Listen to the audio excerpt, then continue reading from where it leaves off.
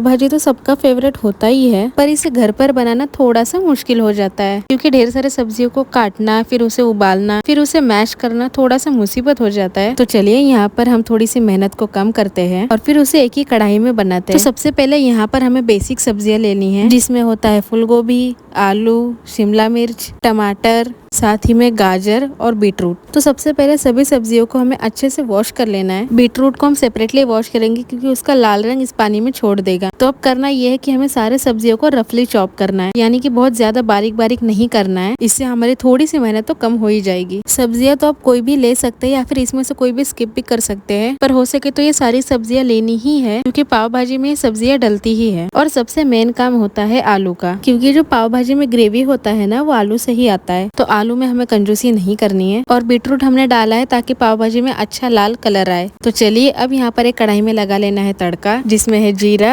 अदरक लहसुन मिर्ची का पेस्ट और हरी मिर्च। इसे हमें तब तक भूनना है जब तक कि इसका कच्चापन ना निकल जाए। फिर मैंने यहाँ पर अनियंस लिए है, उसे भी मैंने इस तरीके से स्लाइसेस में कट किया है। जरूरी नहीं है कि आप बारीक बारीक चॉप करो। तो अनियंस को हमें तब तक भूनना है जब तक ये ट्रांसलूसेंट ना हो जाए। फिर हम यहाँ पर ऐड कर देंगे टमेटोज के बाद नमक, ताकि टोमेटो अच्छे से गल जाए। इसे हम हल्का हल्का मैश करते रहेंगे ताकि बाद में हमें बहुत ज्यादा मेहनत ना पड़े। अब इसमें बारी है मसालों की। तो इसमें डालेंगे रेड चिली पाउडर, हल्दी, थोड़ा सा धनिया पाउडर, आधा चम्मच गरम मसाला और जो छोटा वाला पाव भाजी का पैकेट आता है ना, उस पैकेट में से आधा पैकेट हम यहाँ पर पाव भाजी का मसाला डाल देंगे। तो अब सारे मसालों को हमें अच्छे से भून लेना है। मसाले जले नहीं, इसलिए हम इसमें थोड़ा सा पानी ऐड करेंगे और अब हमें इसे अच्छे से पका लेना है। चलाते चलाते इसे मैश करते रहेंगे क्योंकि इसके बाद हमें सारे सब्जियों को डालना है। तो इस तरीके से पकते पकते वो मैश भी होते रहेंगे। तो एक बार मसाला अच्छे से भून जाए, फिर हम इसमें डालेंगे बीटरूट। मैंने यहाँ पर फ्रोजन मटर का यूज किया है, उसे भी साथ में डाल दिया है। उसके बाद हमने जितने वेजिटेबल्स कट किए थे सब डाल देंगे। मसालों के साथ इसे अच्छे से मिक्स कर लेना है। तो यहाँ पर आपको अलग से सब्जियों को बॉईल नहीं करना है और ना ही अलग से मैश करना है। तो थोड़ी बहुत मेहनत तो हमारी यहाँ बच ही जाती है। तो चलिए अब यहाँ पर हम पानी ऐड कर देंगे। पानी ऐड करने का टिप ये है कि सारे सब्जियों को हमें अच्छे से डुबा देना है। जब तक पानी सब्जियों के लेवल पे ना आ जाए तब तक यहाँ पर पानी ऐड करेंगे और इसे ढककर हम सारे सब्जियों को अच्छे से पकने देंगे। अब जब तक सब्जियां पक रही है तब तक यहाँ पर हम जो सूखी वाली लाल मिर्ची होती है ना, उसके सीड्स निकाल देंगे और उसे पानी में सोक कर देंगे। उसका यूज हम आगे करने वाले हैं। लगभग 12 से 15 मिनट में यहाँ पर हमारी सब्जियां भी पक चुकी है। तो अब बारी आती है इसे मैश करने की। अब थोड़ा बहुत मेहनत तो यहाँ पर ही लगेगा क्योंकि एट द एंड हमें पाव भाजी को मैश तो करना ही है। तो 5 मिनट तक इसे मैशर से मैश कर देंगे। सब्जियां इतनी भी मैश नहीं करने की वो एकदम पिसा हुआ लगे। मैं यहाँ पर थोड़ा सा चंकी और दरदरा टाइप का भाजी रखती हूँ, वरना वो खाने में एकदम चटनी की तरह लगता है। तो चलिए 80% काम तो हो चुका है। अब हम यहाँ पर लगा रहे एक तड़का। इसमें मैंने लिया है ऑयल,